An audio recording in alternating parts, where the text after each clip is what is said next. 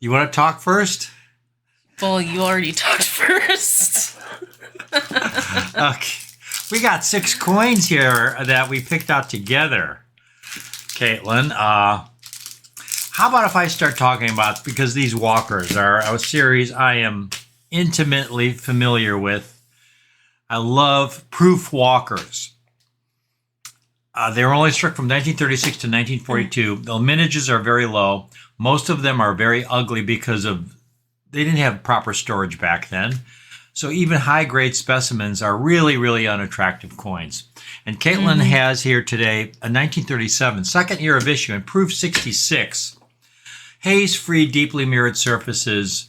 They only struck approximately 5,000 examples. There are very few that exist in this condition in proof 66 with haze-free surfaces. To me, this is a coin that should be valued over $10,000. I mean, they're that rare.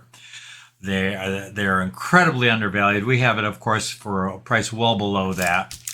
And these are, I would also like to mention, these are consignments. So these are consignments from a client of ours that really tries to pick the finest quality examples. And he's putting them on the consignment because he wants to upgrade some of his things. And it does mean that we can't move as much on these coins, but they are just really, really nice knockout examples for each of them. And we should also say, well, we cherry pick the consignments. In other words, yes, they'll send us consignments, but then we'll say, well, we don't, no. Yes, on this one.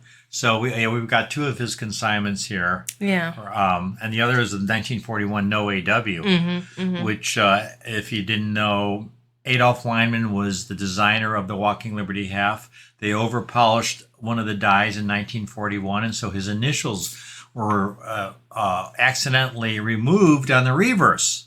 So it's the No AW variety, and we have a haze-free, deeply mirrored example in proof 67. Another spectacular proof walker. These are both, again, so undervalued, highly recommended. Yeah, and both of them, again, they have really, really nice surfaces. They're free of haze. They even have some. Nice. The 41 even has a light bit of frost on the body of Liberty. The 37 definitely has a good, just so close to cameo. And they're so particular, especially the reverse, just really nice cameo features. They're so particular with Walking Liberty. It's about giving the cameo grade. There's only 10 graded cameo by NGC.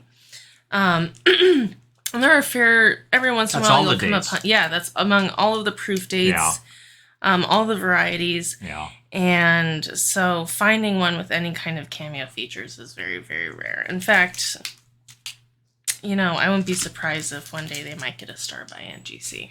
So. Yeah.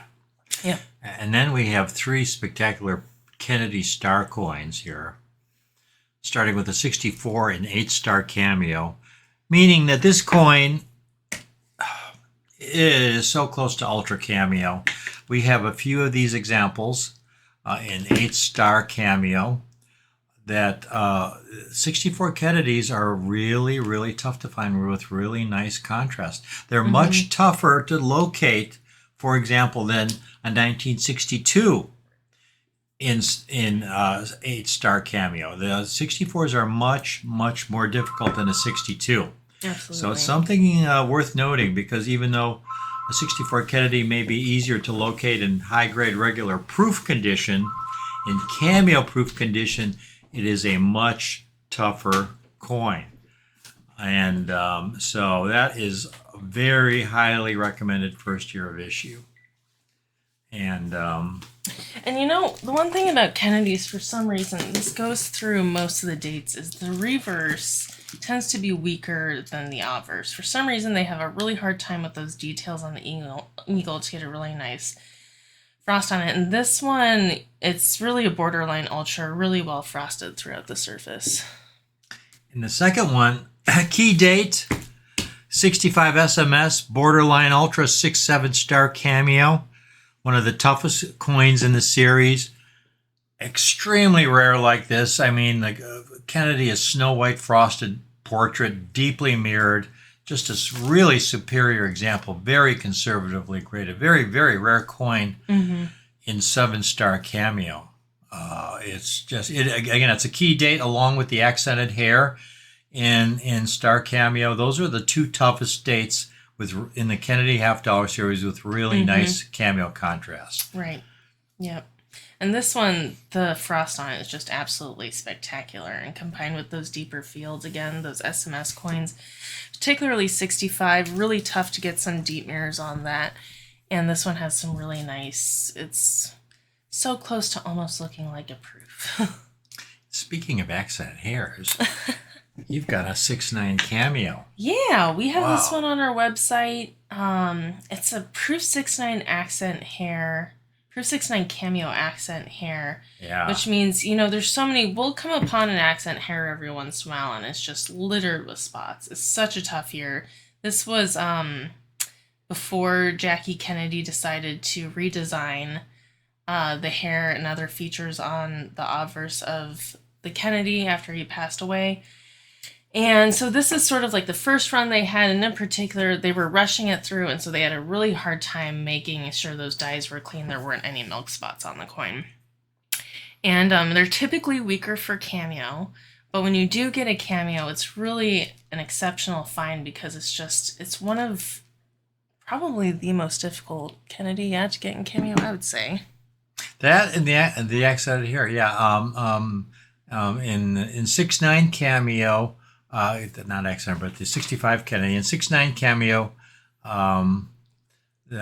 In proof, the accented hair is the toughest. The 65 is an SMS. Yeah. So in proof, the accented hair is the toughest Kennedy in proof to get in high grade cameo condition. That is the key date in terms of all the proof Kennedys struck. It's the rarest date. Yeah. And there was 6'9" cameo, super duper rare. And then lastly, this beautiful mint state. We have one Franklin today. Yay. And we chose the 62p. Oh, boy. Is it? No, it's 52p. Oh, 52p, sorry. Yeah, because it's a 66 FBL. It's It's one of my favorite dates. Yeah, this one, I really like this one. It's fully brilliant. It's even got like a light touch of toning, but it's a very beautiful accent, sort of like a sunburst of fire on it. 52p and 6x FBL. That's a really, really tough find. I think I'm very picky, folks, when it comes to buying Mint State Franklins, and I don't buy most of the MS66, MS67 Franklins I see, and most of the 65s as well, but even fewer percentage-wise of 66 FBLs. I'm very picky about them. This coin, to me, is really conservatively graded. It could easily be a 6+.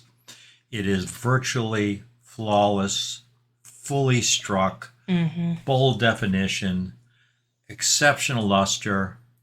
It is really a super premium example of a 52p. The fact that it's conservatively graded at the price we have it at, we think it's just an absolute bargain. You can go out and shop around and try and find one like this. Good luck. This is really top of the line specimen. Yeah, most of those really high grade mint states, especially in the earlier years, just have really, really poor toning, or they'll just be a higher grade and you're just wondering, well, that doesn't really look like a 6.6. This has really clean surfaces. Franklin's cheek is very clean. Yeah. The bell lines are very clear, which is just incredible. Getting some really strong bell lines is a really tough achievement for this. Yeah, state. and one final note, I've seen 6-7 FBLs graded by either service, where you look at them closely and you see a lot of little ticks on the bell. Yeah. And they're in 6-7 holders. This bell is essentially flawless. There's no myriad little ticks, nothing like that on the reverse or obverse. Yeah. It's a really beautiful, exceptional example. It really, really is. It's an Everest specimen. Yeah. So it's a short one this week, but we're gonna be back next week. Mike's gonna be coming at you also with a YouTube on the book that we're working on, and please give us some more feedback on anything you'd like to see. But these are 6 coins we've got here that are incredibly special. They're just conservatively graded, very, very scarce to extremely rare, and among the finest you'll see for the dates and grade. And That's what our podcasts are all about. Yeah. So, And they've all been cherry picked because they have exceptional features and services. Surfaces, even the accent hair. It's in our aspirational Kennedy holder. And it's not just because it's any 6'9" cameo, it's because it's one of the nicest 6'9" cameos we've seen. So, in closing, do you want the best? Yes. That's what this is all about. We're just not talking about grade. We're talking about eye appeal. Mm-hmm. The two go hand overall in hand. Quality. Overall quality. Eye appeal 100%. and grade. Yep. And that's what these offer. So thank you from Caitlin and I. Thank you again. I'm sorry Mort's not here. He's Mort running the around cat. somewhere. He's out gallivanting. Maybe so. he's had enough of the high life. We'll see. But thank you. Yeah.